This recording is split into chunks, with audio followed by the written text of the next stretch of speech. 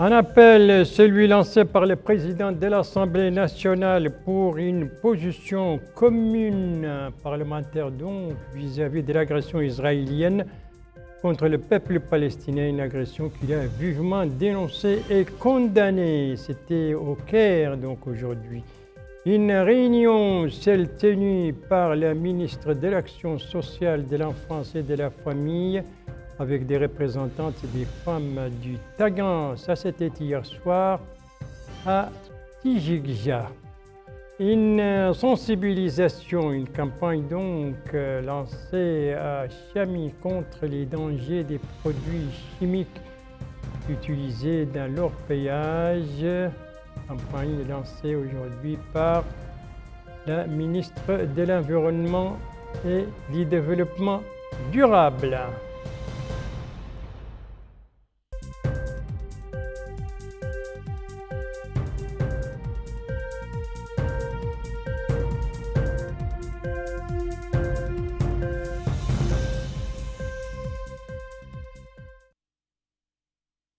Tels étaient les principaux titres du journal et c'est parti. Mesdames, Mesdemoiselles, Messieurs, bonsoir et bienvenue à votre 21h30 de ce samedi 22 février 2025. 21h30 à Nouakchott, 3 heures de plus au Caire, la capitale égyptienne, où se trouve le président de l'Assemblée nationale, M. Mohamed Bamba Meguet. Il est là-bas pour participer à la 7e conférence du Parlement arabe et des présidents des chambres donc des parlements arabes, une conférence dont les travaux ont commencé aujourd'hui au Caire et la séance d'ouverture était marquée par un discours du président de l'Assemblée nationale, l'occasion pour lui donc de condamner vivement l'agression israélienne contre le peuple palestinien et de réaffirmer la position mauritanienne vis-à-vis de la cause palestinienne. Quelques idées maîtresses de ce discours du président de l'Assemblée nationale aujourd'hui devant la 7e conférence donc, qui se tient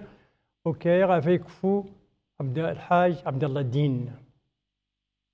M. Mohamed Bamba Meguet a abordé la situation tragique du peuple palestinien, en particulier à Gaza et en Cisjordanie, confronté à une guerre d'extermination, à la famine et au déplacement forcé. Une situation qu'il a qualifiée de honte pour l'humanité et la communauté internationale. Le président de l'Assemblée nationale, M. Mohamed Bamba Meguet, a affirmé que la seule solution pour garantir la paix, la sécurité et la stabilité dans la région réside dans l'octroi au peuple palestinien de ses droits légitimes sur sa terre. Le président de l'Assemblée nationale a salué l'accord de cessez-le-feu conclu sous la médiation de l'Égypte, du Qatar et des États-Unis, tout en soulignant la poursuite des manœuvres dilatoires et provocations par Israël.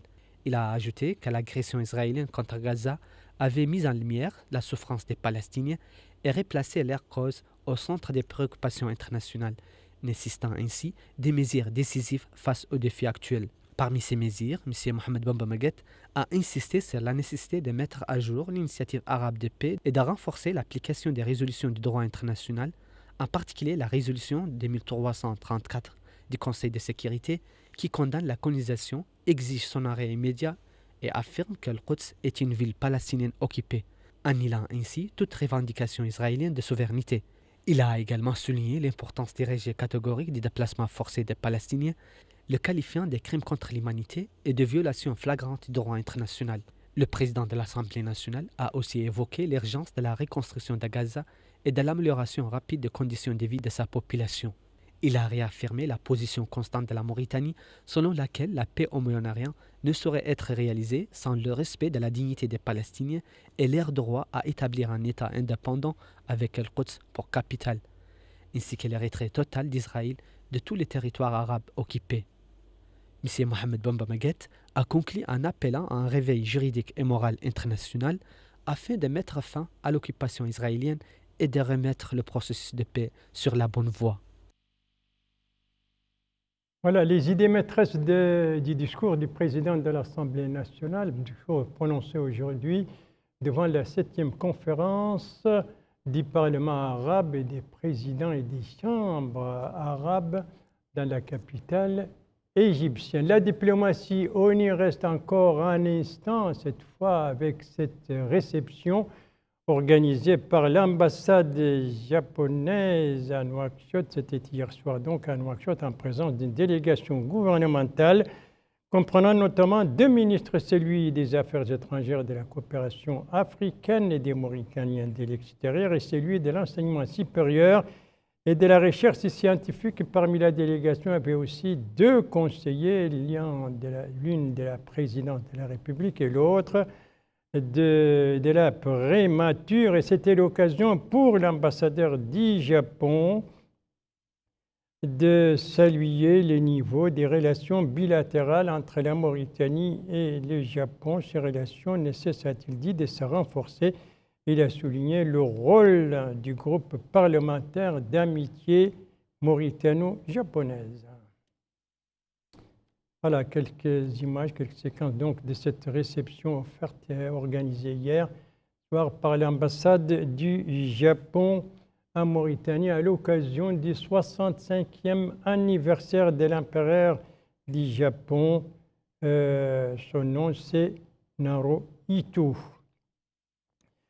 Ça, c'était la diplomatie. Après la diplomatie, maintenant, la politique intérieure avec des activités ministérielles, 3 en tout, dont 2 à l'intérieur et l'une à Nouakchott. La première de ces activités concerne la MAZEF, la ministre de l'Action sociale, de l'enfance et de la famille, qui était hier à Tijikja. Et dans le cadre de ces activités, hier soir, cette réunion qu'elle a présidée et qui a regroupé autour d'elle des représentantes des femmes du Tagan. Alors, sur quoi a porté cette réunion et qu'est-ce qu'il a marqué? Eh bien, élément de réponse avec El Hajj Abdallah Din. Au cours de cette rencontre, la ministre de l'Action sociale, de l'enfance et de la famille, Mme Safiya Mtentaha, a affirmé que l'objectif de cette visite est de rencontrer la femme rurale afin d'étudier les voies les plus efficaces pour parvenir à une véritable promotion de la femme à travers l'autonomisation économique et sociale comme voie pour préparer son accès au poste de décision. Madame la ministre a déclaré qu'à travers cette visite, elle cherche à identifier les problèmes dont souffrent les femmes afin de leur trouver des solutions en lançant des pôles de développement dans la wilaya, comme la création de petites et moyennes entreprises dirigées par des femmes. Elle a ajouté que sa présence sur place a été l'occasion de lancer certaines composantes de projets de développement dans la wilaya au profit des femmes en coordination avec les autorités administratives et les services régionaux, ce qui ne manquera pas d'avoir un impact positif sur la vie quotidienne des citoyens. Les interventions des représentantes des associations et des coopératives féminines d'Itagan ont loué cette rencontre inédite en son genre et s'est dite reconnaissante pour la concrétisation des demandes qu'elles avaient formulées précédemment. Voilà, ça c'était donc cette réunion hier soir à Tijikja, présidée par la ministre de l'Action sociale, de l'enfance et de la famille, et qui a regroupé autour d'elle des représentantes des femmes du Tagan. Donc l'un de ses objectifs de cette rencontre, c'est d'identifier, a-t-elle dit, les problèmes des femmes, particulièrement les femmes rurales, en vue de leur trouver des solutions, d'où l'importance du programme social spécial qu'elle a lancé donc hier dans la matinée, toujours dans la capitale du Tagan. Sa collègue de l'environnement et du développement durable, elle aussi a procédé à un lancement, mais cette fois c'était aujourd'hui, et c'était à Chami, nous sommes à Dakhlet Nouadhibou. Alors une campagne donc de sensibilisation autour des dangers des produits chimiques utilisés dans l'orpaillage. C'est un reportage de notre correspondant permanent là-bas, le Batrimder, compte rendu, revu en français par Abdoulaye Demeba. La Moukata de Chami a accueilli cette campagne de sensibilisation visant à mettre l'accent sur les dangers liés à l'utilisation des produits chimiques utilisés dans le cadre de l'exploitation minière artisanale. Il s'agit ainsi d'informer les orpailleurs sur les dangers de l'utilisation de ces produits dont le mercure, en plus de la promotion des méthodes alternatives plus sûres pour la santé publique et en conformité avec les normes environnementales. Madame Massouda Mintbahaoul Mohamed Lagdaf a indiqué qu'en suivant les procédés en vigueur dans le cadre de l'utilisation des produits chimiques, on contribue à la santé publique tout en protégeant l'environnement. Elle a en outre souligné la politique du gouvernement visant à permettre aux populations de tirer profit des ressources naturelles sans par ailleurs mettre en danger leur santé et aussi contribuer à la protection de l'environnement. Le maire de la commune de Chami, Mohamed Ould Abdelkader, a pour sa part mis en avant l'important rôle joué par l'exploitation aurifère dans l'économie nationale. Il a aussi appelé les orpailleurs à s'évertuer à œuvrer en protégeant l'écosystème et suivre les procédés en vigueur dans le cadre de l'utilisation de ces produits chimiques. Ces produits chimiques donc qui font l'objet de cette campagne de sensibilisation lancée aujourd'hui à partir des Chami dans la wilaya de Dakhlet Nouadhibou, sous la supervision de la ministre de l'Environnement et du Développement durable. Autre lancement, mais cette fois à Nouakchott, il s'agit du lancement de l'une des composantes du programme de développement des villes de Tazur. C'était hier soir à Toujounine, sous la supervision du délégué général de Tazur en compagnie de la Wali de Nouakchott Nord. De quelles composantes s'agit-il? C'est ce que va nous dire Mohamed Khattat. Il s'agit du lancement du volet conférence de sensibilisation du programme Ta'mir Ville Tazur, développement des villes de Tazur, mis en œuvre par la délégation générale à la solidarité nationale et à la lutte contre l'exclusion. Tazur, considéré comme l'un des principaux piliers du programme Ta'mir, ce volet de la sensibilisation vise à promouvoir les valeurs de citoyenneté, à renforcer la cohésion sociale et à stimuler la conscience civique.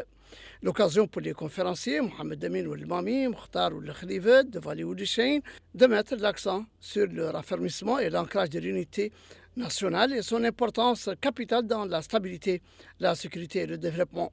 L'autre sujet de conférence était le rôle de l'éducation religieuse dans le renforcement de la culture de la citoyenneté, animé par les faqih Dirdiri Ould-Baba Ould-Ma'ta et Mohamed Al-Rahman Ould Al-Hassan Ahmed Al-Khadim et l'imam Ahmed Abdelaziz Si, qui ont insisté sur la bonne éducation religieuse des progénitures basée sur les enseignements de notre sainte religion islamique pour une meilleure culture citoyenne. Les représentants des quartiers de Toujounine ont eu droit à la parole pour exposer leurs préoccupations et exprimer leurs attentes et doléances au délégué général à la solidarité nationale et à la lutte contre l'exclusion, espérant une amélioration des services de base ainsi que des activités génératrices de revenus. De son côté, le délégué général de Tazur, M. Cheikh Abdellahi Bouddeh, a précisé que des équipes de Tazur resteront sur place pour poursuivre le travail dans les quartiers, rappelant que la jeunesse n'a pas brillé ce soir par sa présence, notamment les clubs et associations des jeunes, mais, dit-il, nous avons le temps nécessaire pour les rencontrer. Il faut noter que ces rencontres de sensibilisation dureront 4 jours pour élargir le dialogue social en vue d'asseoir des bases solides pour un avenir meilleur et plus stable pour les populations ciblées. C'est parti donc pour la composante conférence de sensibilisation du programme de développement des villes de Tazur. Une composante donc de ce programme qui, je le rappelle, a été lancé le jeudi soir dernier par le président de la République. Un programme dont on a beaucoup discuté également au cours de la réunion entre Tazur et le patronat mauritanien, réunion tenue hier, précision avec Yed Ali Fall.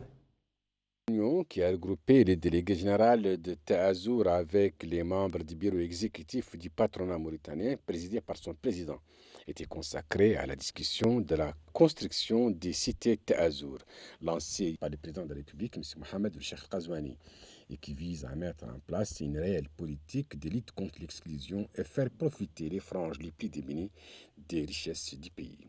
Le délégué général de Tazur a, dans un mot prononcé à cette occasion, remercié le patronat pour sa réponse à l'appel lancé par le président de la République et qui est un appel important et que cette promptitude à répondre à cet appel relève l'importance accordée par le patronat et particulièrement au développement du pays.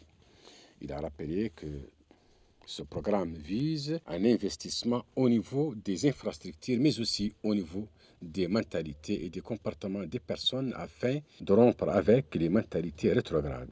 Le président du patronat a déclaré de son côté que la réponse de son organisation à cet appel est une volonté de participer à la construction de l'État, son développement et la lutte contre les mentalités rétrogrades, et ce avec une volonté de faire.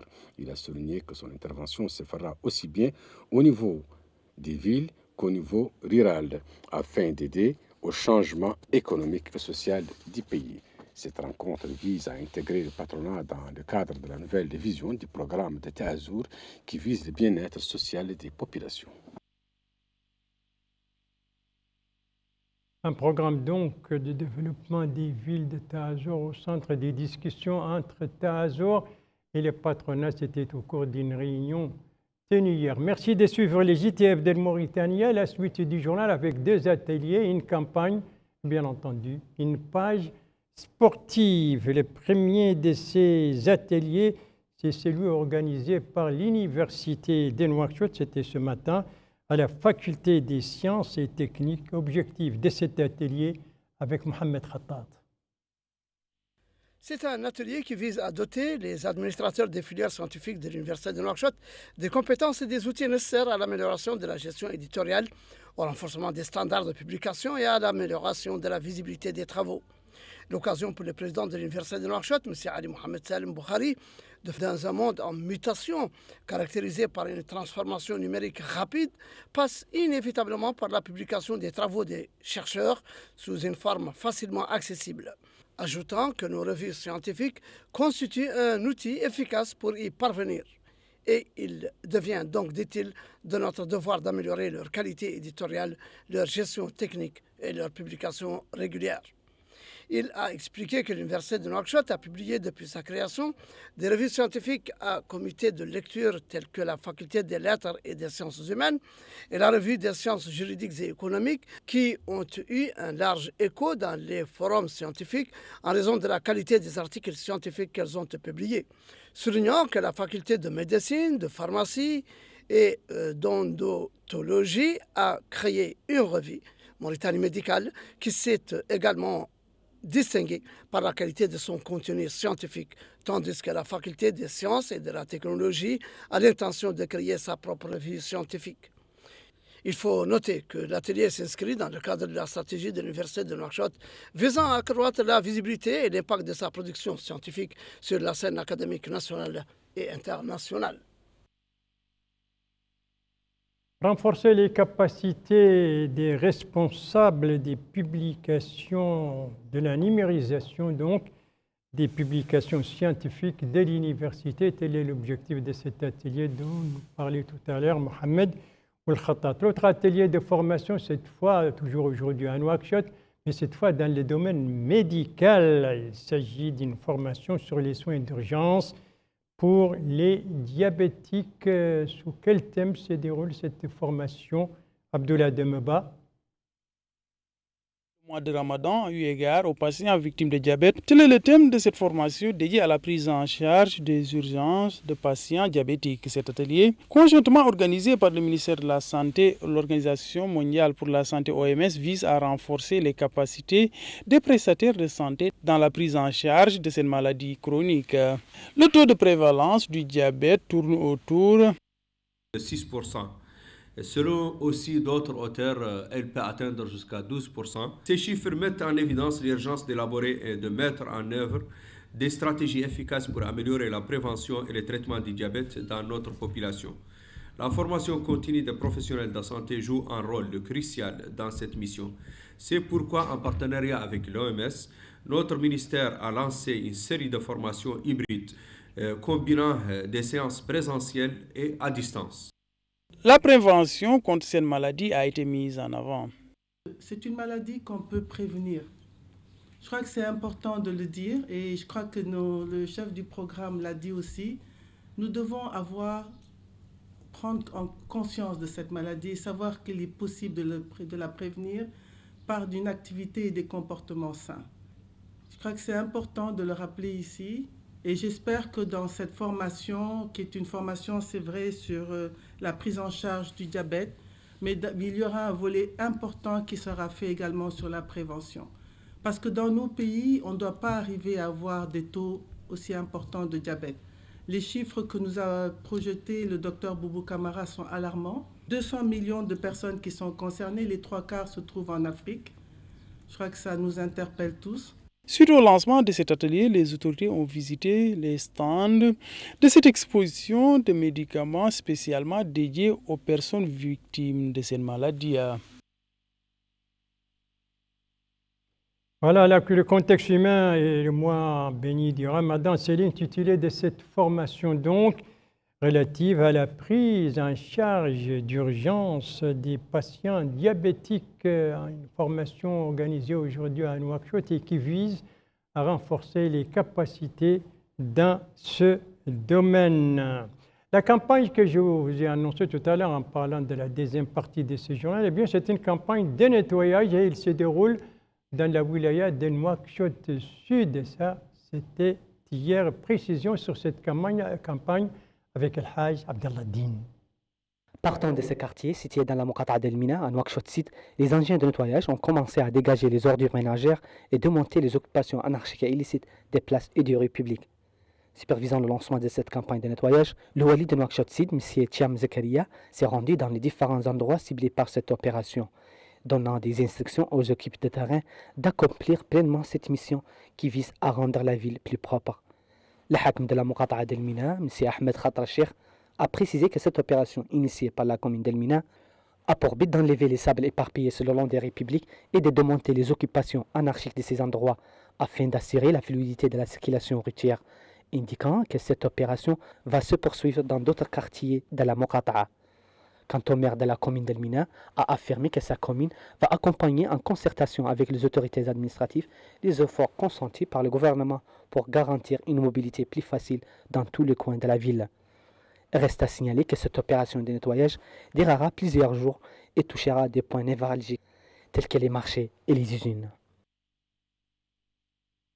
Une campagne de nettoyage donc dans la wilaya de Nouakchott Sud qui entre dans le cadre de la modernisation de la ville. Et dans le domaine sportif, eh bien, Nouakchott vit à l'heure de 2 championnats dans le domaine des jeux d'échecs, des championnats pour différentes catégories. Coup d'envoi hier soir au complexe olympique de Nouakchott. Alors, sur l'objectif de ces 2 championnats, et les participants, éléments de réponse avec Abdullah Demeba.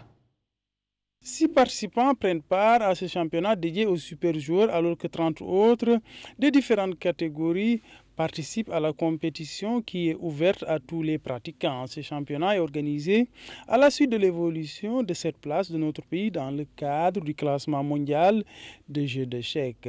Le directeur technique de la Fédération mauritanienne des jeux d'échecs, Ahmed Jidou, a affirmé que l'objectif de cette compétition est de permettre aux pratiquants des jeux d'échecs de se retrouver. Par ailleurs, cela nous permet, dit-il, de disposer des 10 joueurs qui sortiront victorieux, qui vont par la suite, souligne-t-il, représenter la Fédération mauritanienne des jeux d'échecs aux compétitions internationales. Quant aux participants, ils ont tour à tour affirmé prendre part à cette compétition qui se tient au complexe olympique et sportif de Nouakchott.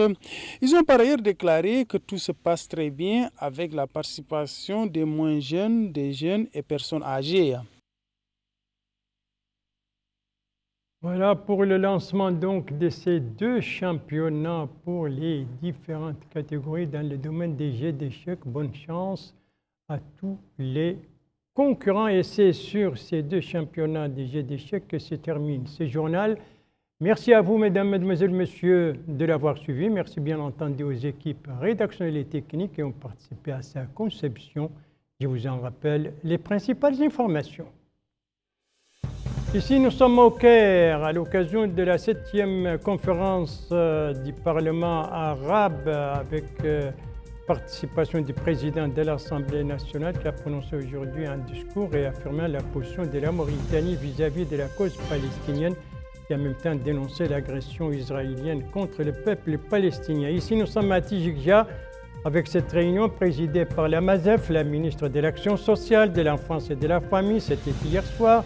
Et qui a regroupé autour d'elle des femmes, des représentantes des femmes particulièrement et des femmes rurales au niveau du Tagan. Et là, nous sommes à Chami, d'Arlet Nouadhibou, avec le lancement de cette campagne de sensibilisation autour des dangers des produits chimiques utilisés dans l'orpaillage. Coup d'envoi de cette campagne, c'était aujourd'hui sous la supervision de la ministre de l'Environnement et du Développement durable.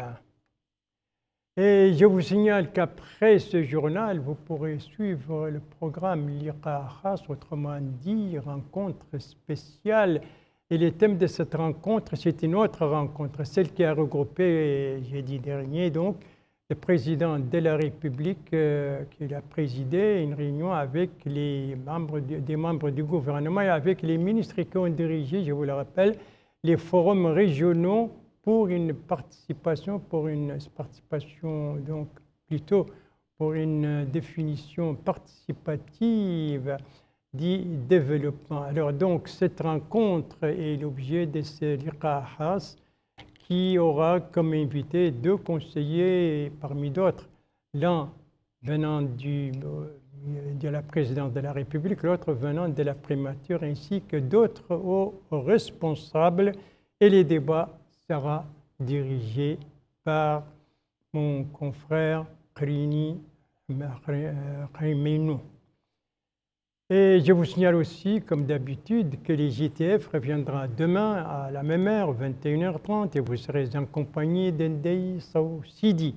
Quant à moi, il ne me reste plus qu'à vous souhaiter une très très bonne fin de soirée, une très très bonne fin de semaine, et à vous donner rendez-vous, Inch'Allah, vendredi prochain à la même heure, 21h30. Bonsoir.